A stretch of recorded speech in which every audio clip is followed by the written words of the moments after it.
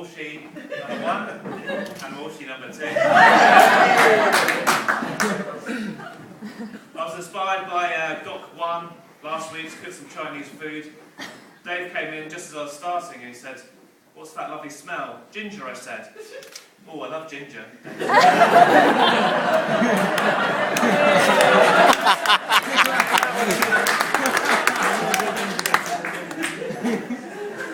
We're in the company here of friends and family, and it's an amazing opportunity to celebrate the day for Dave and Ev, and it's been a privilege for me to be a small part in that.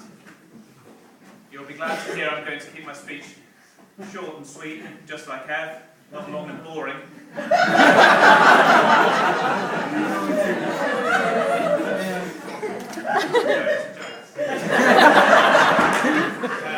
Dave had a present delivered at the house this week, and in his excitement, he ripped it open, and just inside was one single grain of rice. "Who's this from?" he asked. "I think that's from your Uncle Ben."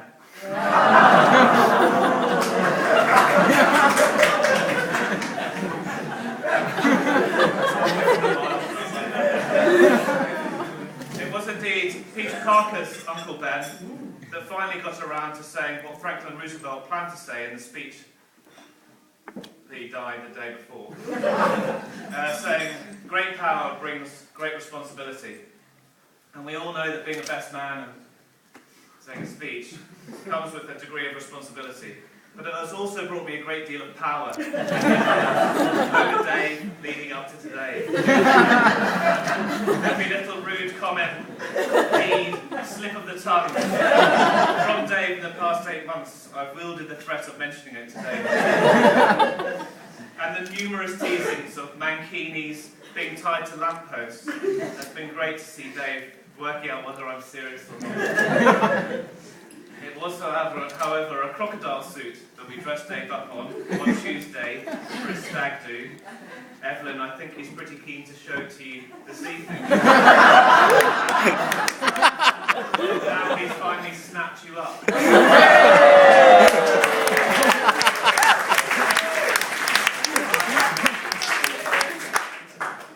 It's my formal responsibility to thank Dave for his toast to the bridesmaids, Doreen here, and to the flower girls, Mari and Bethan. You all look fantastic today, so thanks Dave for doing that.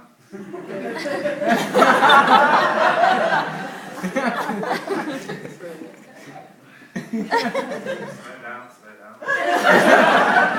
Now, I've had a few issues in preparing my speech today, and so I've prepared just a rough outline, and hoping that the detail and sort of other little bits will come to me in the moment. And I think so far we're doing okay, and so I'd just like to move on about some of Dave's qualities. There's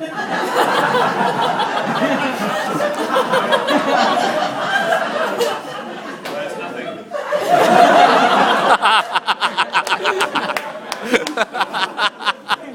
I'd like to move on to his foibles and annoying habits. I feel quite overwhelmed. Evan, you've got your work cut out. It wouldn't be fair to say any more. Other than living with Dave in the past year has been different from living with Dave pre-Evelyn. And it's constantly like he's got the blinkers on, and this little world of his and Evelyn's. And it's quite amusing sometimes. I was curious to see what the world looked like, so I made a pair of these.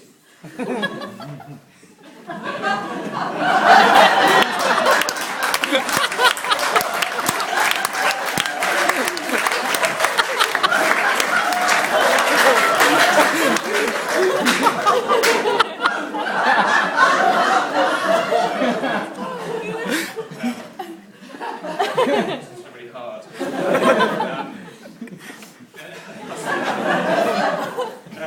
Indeed, if you'd like to experience the world of Dave or Evelyn, you can take them. It's really amazing they've achieved anything. I'd just like to share with you, from my perspective, how Dave and Ev got together. And seeing as Dave and I have gone through this experience sharing a flat, a small flat, I'm pretty sure it's accurate enough to call it the truth. Dave and Ev worked together back in the day at an amazing outdoor centre called of Johnny, off the road a little bit. And at its time, it was the cutting edge in outdoor education.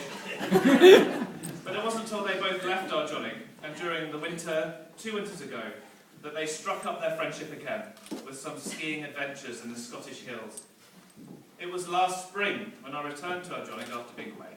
That Dave and I were out on the golf course, and one evening Dave mentioned that he'd received a longer than normal email via Facebook from Evelyn, who was out in Chamonix at the time.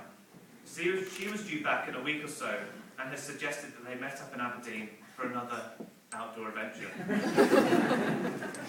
We chatted a little over my occasional shot and Dave's many.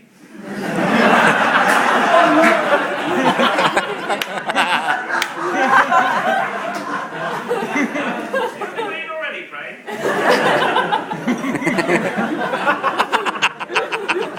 And Dave had a wee glitz in his eye. In fact, I do remember praying for Dave before he headed off.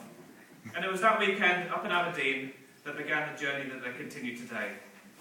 And because after an evening out and a trip to the cinema, a lot of chatting, they had a wee cuddle goodnight.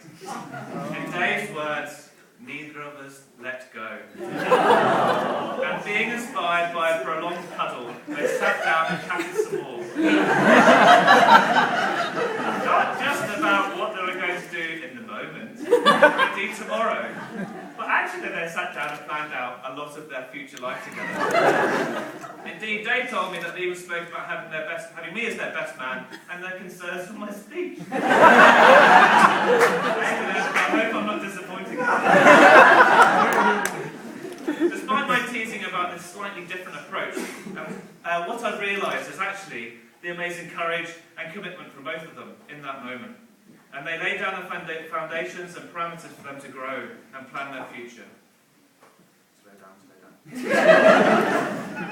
When you see her today, looking stunning as she does, with her striking red hair, her stunning blue eyes and amazing smile, you can see why Dave's heart was easily won over.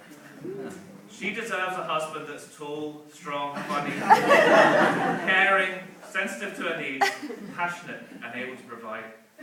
And Dave has a potential. It's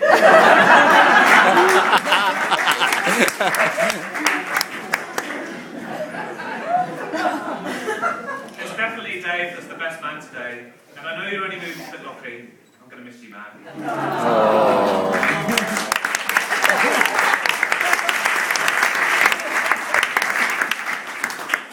I'm going to finish with a topical point and a word of advice. And with Olympics upon us, I've been trying to find an appropriate sporting metaphor for today's proceedings.